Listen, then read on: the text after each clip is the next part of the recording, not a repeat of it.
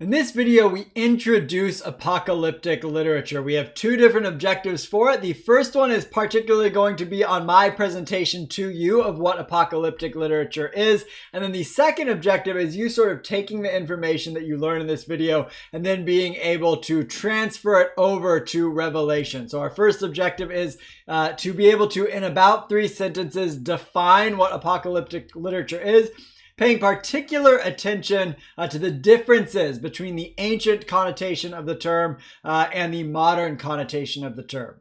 And the second objective, which is going to be more on you to make the sort of intellectual leap, is to be able to explain in about 2 sentences how understanding the term apocalyptic and how understanding apocalyptic literature as a genre in the ancient world helps you interpret Revelation.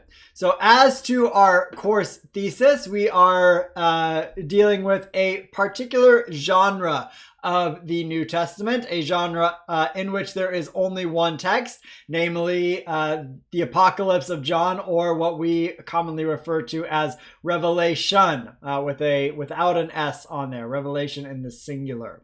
So the way that I want to get us moving into our objectives about apocalyptic literature and introducing apocalyptic literature is to have you do some thinking about apocalyptic. You're going to make a prediction about what you think apocalyptic literature is, and you might have some knowledge of this from the readings already or from prior knowledge, of course. So what we're going to do is you're going to first write in, just a handful of sentences here in your own words explaining what apocalyptic literature is, and then we're going to come back to this lecture pause at the end of the video, and you're going to write again on this same prompt, incorporating the information that you have learned in this lecture. So go ahead and pause the lecture here, take 3 to 5 minutes, and make a prediction about what apocalyptic literature is in the ancient sense of the term. And what we're going to do first is make sure we sort of get the differences out there between the modern connotations of the term apocalyptic and the ancient connotations of the word apocalyptic. So in modern parlance, when we're talking about apocalyptic, images like this come to mind, where we sort of have this dystopian future where all things have gone to hell. The world is some kind of event has happened and the world is not a very good place to be in. That apocalyptic in our modern usage really is about the end of the world, and this is particularly popularized in things like television shows and movies, where we really like to sort of consume entertainment that deals with the end of the world or an end of the world type event. So just to make a brief clarification of the word apocalyptic and post-apocalyptic, as it is used particularly in modern media context, apocalyptic is about the end of the world itself, typically, when we're talking about the modern connotation of the term. Whereas post-apocalyptic, if we're talking about post-apocalyptic film or literature, it's the world after an event that happens that leads to the end of the world. So you have this sort of event that happens that is leading to the world's demise, and the film is, about the aftermath of that apocalyptic event. Excuse me. And this is not the ancient sense of the term. That apocalyptic does not primarily connote the end of the world when we're talking about the ancient use of the term, but rather it quite literally means uncovering.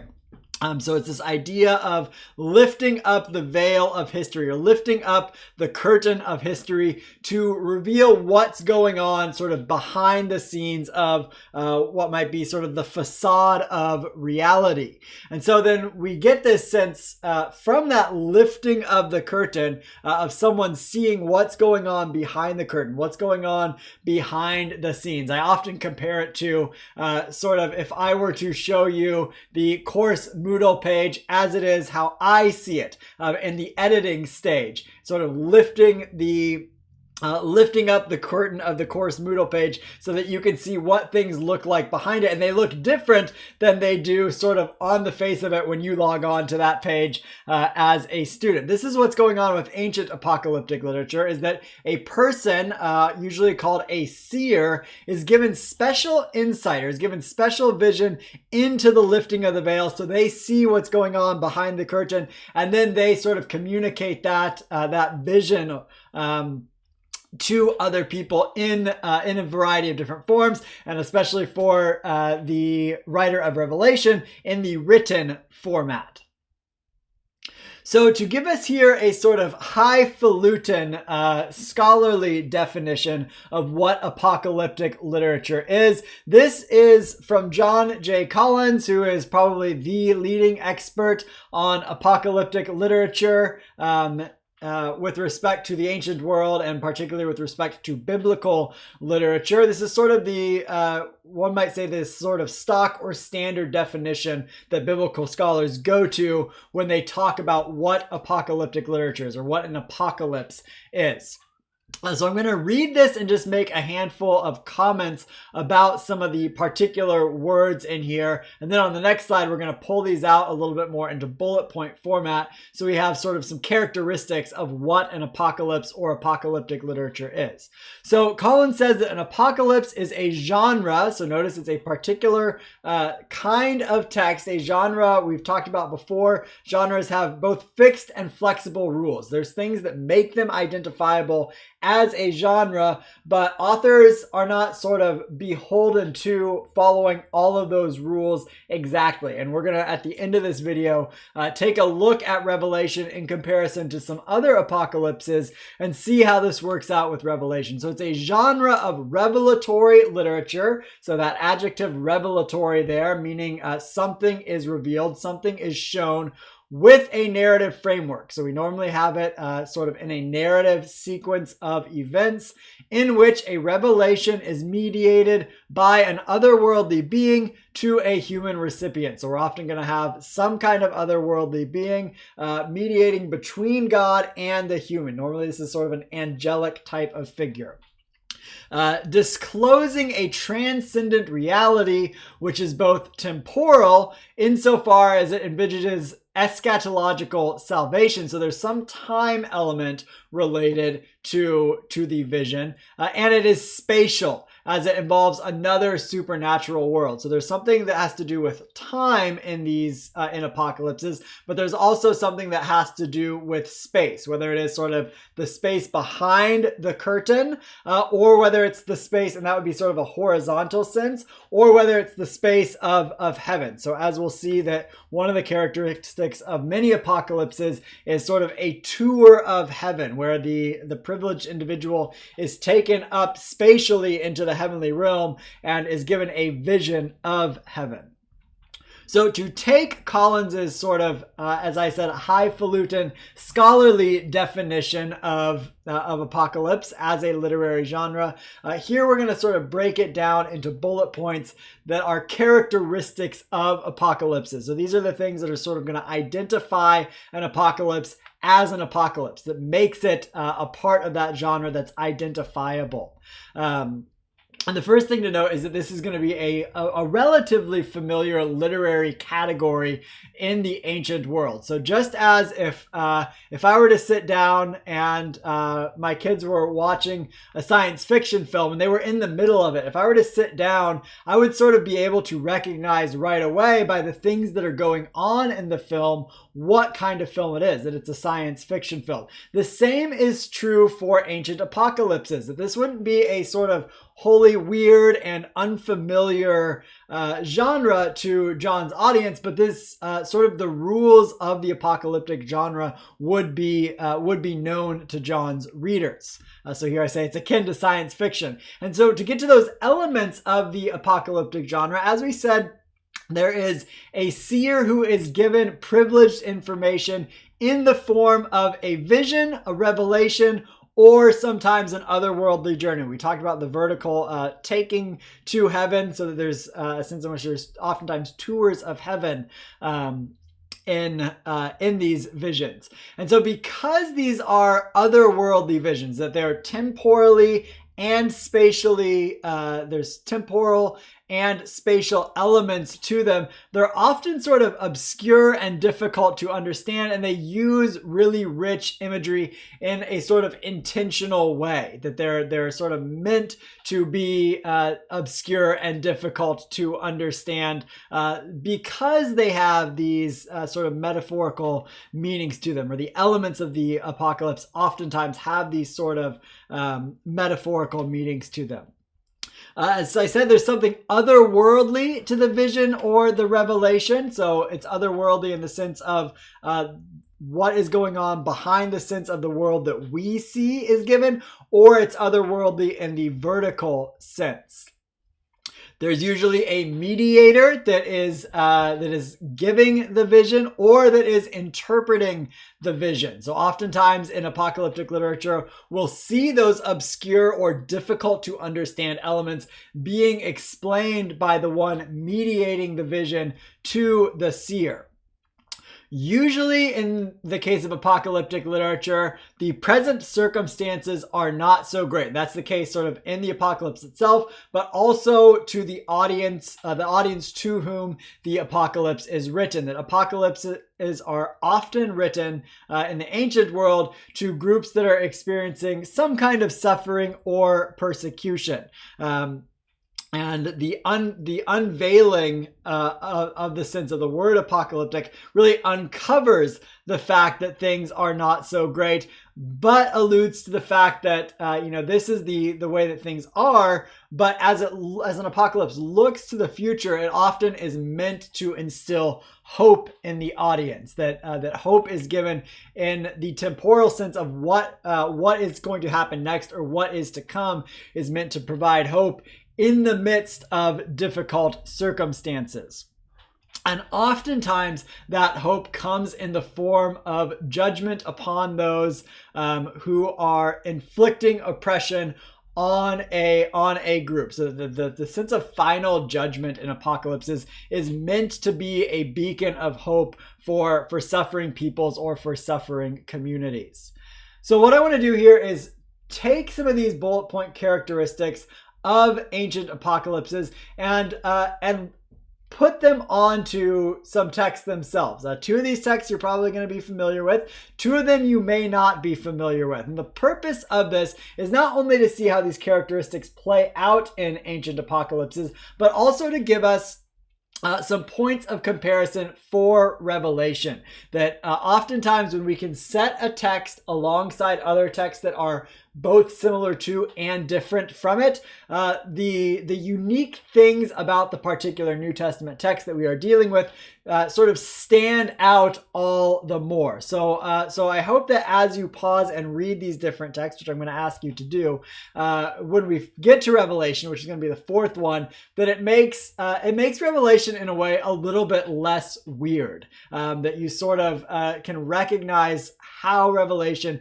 is working in the apocalyptic generic conventions. So we're going to start with Daniel chapter 7 here. This is verses 1 through 28. So Daniel 7 is another biblical apocalyptic text, of course, not in the New Testament, in the Old Testament. So what I want you to do is just pause and read Daniel 7 here. I don't necessarily want you to do anything. You might think about what characteristics of apocalypses you see as you read, but you don't need to write anything down. I just want you to go ahead and pause and read this because I don't want to read all 28 verses to you. And I'm going to highlight and make some comments on some things in here.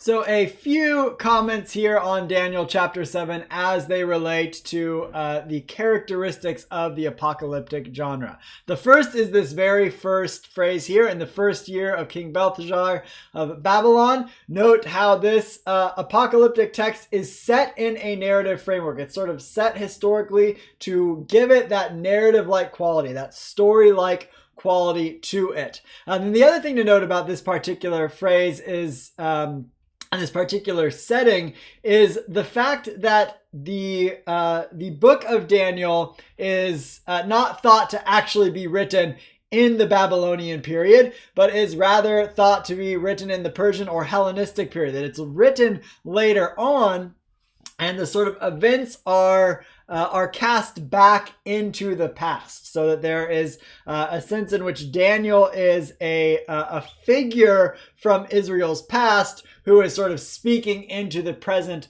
circumstances of the time of writing that's hundreds of years after the situation of the Babylonian Empire. And then notice, of course, we have dreams and visions in Daniel. So a major aspect of apocalyptic literature is those revelations or those visions or those tours of another realm. And then lastly here, we have these two phrases about Daniel asking one of the attendants, one of the heavenly figures, to explain to him what is going on, to give him the interpretation of the matter. And this is one of those characteristics that we often find in apocalypses, that a mediator will explain the vision that's given. You have the vision given, and then someone explains it to the seer. So let's move on to another apocalyptic text that is probably less familiar to you than is Daniel chapter 7. So this is 1st Enoch chapter 14. I've given you two different selections here, and you can see where I've cut out a handful of verses. But 1st Enoch is written probably 200 to 300 years before the book of Revelation, and probably a little bit after Daniel. So it's actually sort of more contemporary with Daniel than it is with Revelation. But once again, go ahead and pause and read this. And I noticed that I'm in the way here, so I'm going to move my screen just a touch. There we go, so you can see all of that. Go ahead and pause and read, and just be on the lookout for those characteristics of apocalyptic literature that you might see in here. All right, so as you read this, you might have thought a lot of this sounds a whole lot like what I know from Revelation, and that is the case, because both 1st Enoch and Revelation are of the apocalyptic genre. So a few comments here.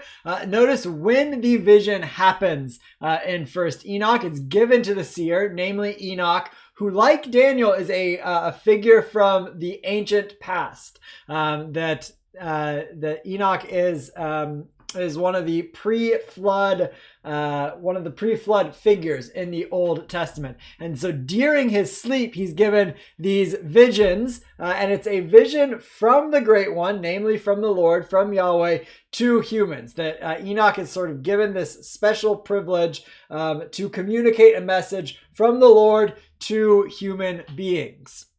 And notice here, sort of as the text progresses, we have this vertical sense of Enoch being brought up into heaven and having a tour of this different space, of this heavenly space. And a lot of the imagery, you'll notice, sort of evokes the same kinds of things that we find in Revelation with respect to heavenly space.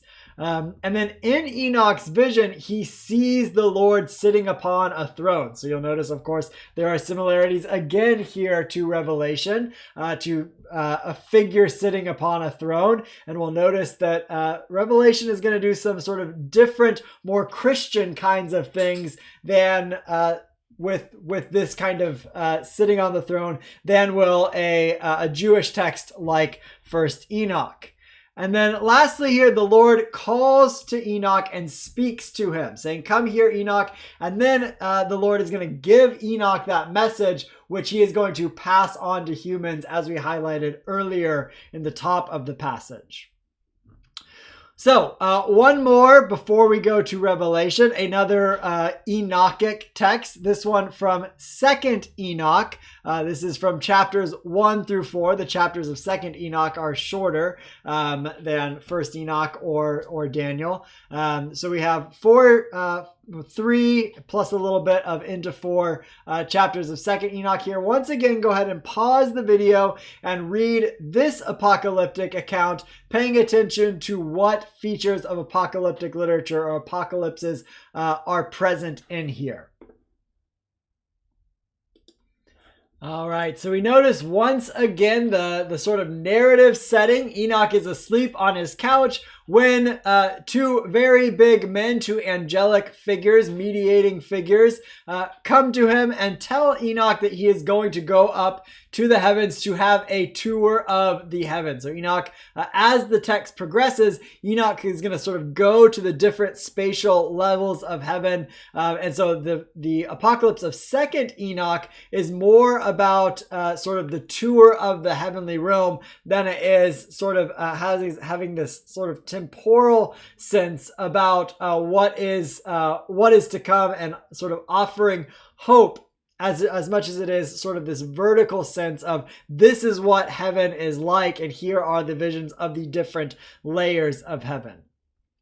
And so finally, we come to Revelation chapter 1. And of course, you are reading all of Revelation for this week's material. But I want you to go ahead and pause and read these verses from Revelation. And as you do so, I want you to think not only about the characteristics of the apocalyptic genre, but I also want you to think about Revelation chapter 1 in comparison to those other apocalypses that you have just read, and see if you can sort of make some connections between them. So a couple of different things that I want to comment on here. The first is the setting in which John's revelation comes to him. It's not while he is sleeping on his couch, but he is in the Spirit on the Lord's day. So this not only sort of sets us in a narrative-like context, it gives us a story-like quality to the beginning of the apocalypse, that we then move into the sort of the apocalypse proper. So it gives us that narrative setting, but it also differs from the two texts from Enoch, where Enoch is sleeping on his couch. There's the sort of Spirit is brought in to John's revelation. And I also note that John is the one who is the seer here. So unlike Enoch and Daniel, John is not a figure from the Israelite past, which is a sort of notable difference between Revelation and these other apocalyptic texts.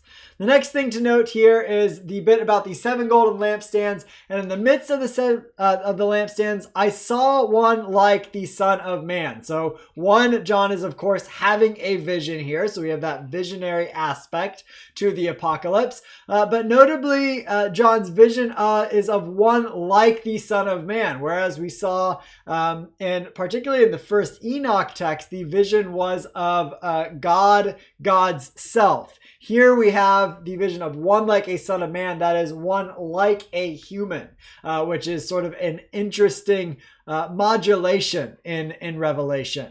And then the last comment here is the fact that John is then to communicate the vision that he has. So he has this vision and is commanded to write what he has seen, what is, and what is to take place after this. So notably, John here has sort of not only what you have seen, what is past in a way, what is presently, but also what is to take place. So we have that temporal nature of the apocalypse noted from the very beginning of Revelation. And so as you go to read Revelation this week, hopefully you'll sort of see more of these characteristics, and they'll some of maybe the more odd things, or what were previously odd about Revelation, sort of come into a new light, knowing more about this apocalyptic genre. And that being said, we're going to move back to our lecture pause. At the beginning of the video, I asked you to make a prediction about what apocalypses are, what an apocalyptic text is in the ancient sense of the term. I want you to return to that question, having gone through having watched this video and having dealt with John Collins's definition of an apocalypse, and having looked at those characteristics of what apocalypses are, and then looking at those apocalyptic texts, I want you to return to your definition of apocalyptic literature, or an apocalypse, and once again, in just a handful of sentences here, and you're really dealing with that first objective that we introduced at the very, very start of the video, being able to articulate what an apocalypse is in about 3 sentences. Do that again as we close out the lecture here.